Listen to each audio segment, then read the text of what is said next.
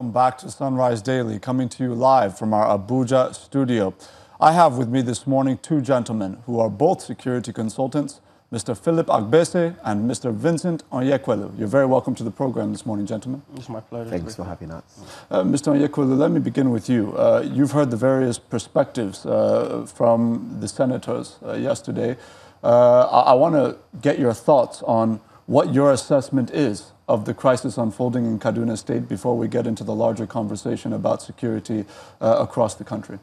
Obviously, first of all, let me commiserate with those people that have lost their lives in the crisis in Kaduna State and even in Adamawa State, because we got information yesterday that Adamawa State has got such experience in the past 48 hours or so.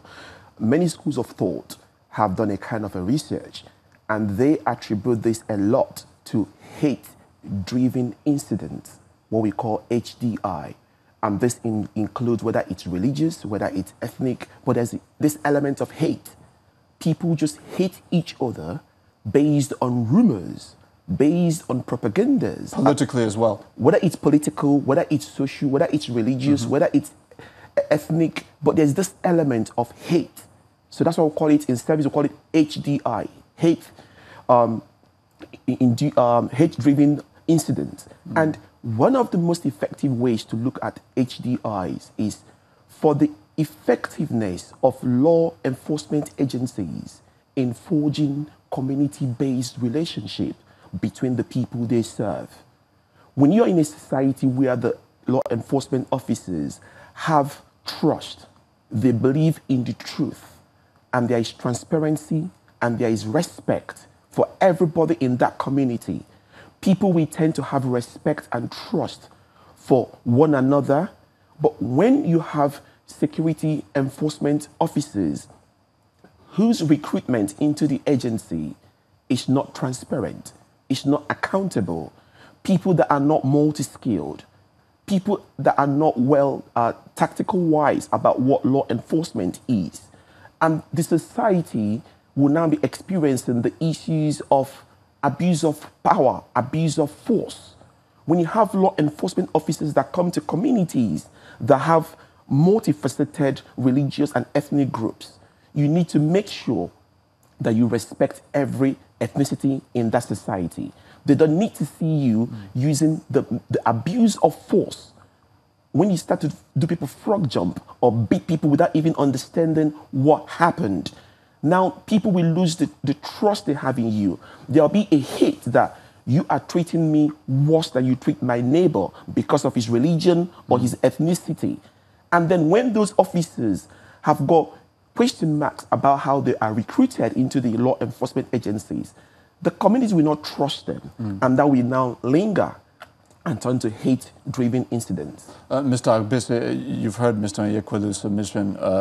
Particularly two things sticking out. In his view, what is an absence of a meritocratic-based recruitment and promotion system within the nation's security agencies, and then, of course, indiscriminate use of force by the nation's security agencies. What's your perspective on what's unfolding in the current Kaduna crisis, and what do you see as a way forward, potentially? Well, the Kaduna crisis has been on for quite a long time. It's as old as the Bible. And I think to a large extent, the current scenario today, like my colleague here has mentioned, is not far from the question of hate being propelled by various actors for their selfish reasons. And at the end of the day, the common man on the street, is the direct beneficiary of all these things that are going on. I think in most instances, it is a question of leadership, of failed leadership, and to a large extent, also a question of failed followership on the part of the people. Because I see no reason why, I should take after my neighbor simply because of my religious background or ethnic background.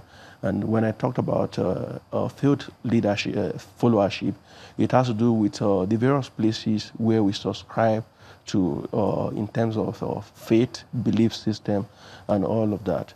In the last 2-3 years, religious leaders have actually come out, openly, to instigate their followers against their neighbors. And that is why we're having this issue today. You know, in Kaduna, we've been having the question of the Shiite group, you know, who have actually, you know, been making life unbearable for the people. And I think since 2016, that was curtailed to a large extent. And now we're now having a full-blown religious crisis between Muslims and Christians in that state. As much as I would like to say that the government of that state has not done enough, I also think that the people also have a lot to do, because in terms of peaceful coexistence, it is the people who live and coexist amongst themselves, and the trust lies on them. When my colleague here mentioned the question of transparency and competence, I think that is where we are today. I'm not going to speak for, you know, all the agencies of government, but I think in terms of competence, we have seen some organizations, you know, competence. We've seen leadership, decisiveness, you know, of leadership, you know, coming from some of these organizations. I take you back to the question of Boko Haram in the northeast of Nigeria. I always tell people that Boko Haram is a multidimensional issue, just like the aquatic animal Hydra. It has so many faces. You know, it chooses what form and nature to exist for the purpose which it tends to operate. For instance, the Nigerian Army recently inaugurated what they call the Cyber Warfare Command. That is in response to, you know, cyber terrorism today, because we see cases where the insurgents have actually migrated, you know, from the ground to the cyberspace, where they even terrify people. You no longer need to be in the northeast, you know, to be terrified by Boko Haram. They send these messages to you in your houses today. They offend our children and all of that. And that is a question of competence. You know, government or security agencies being able to, you know, react, you know, in a way and manner that helps to tackle this issue. We have a lot to get into this morning on across issues, and we're certainly going to do that when we come back from this very short break. Our viewers, please do stay with us.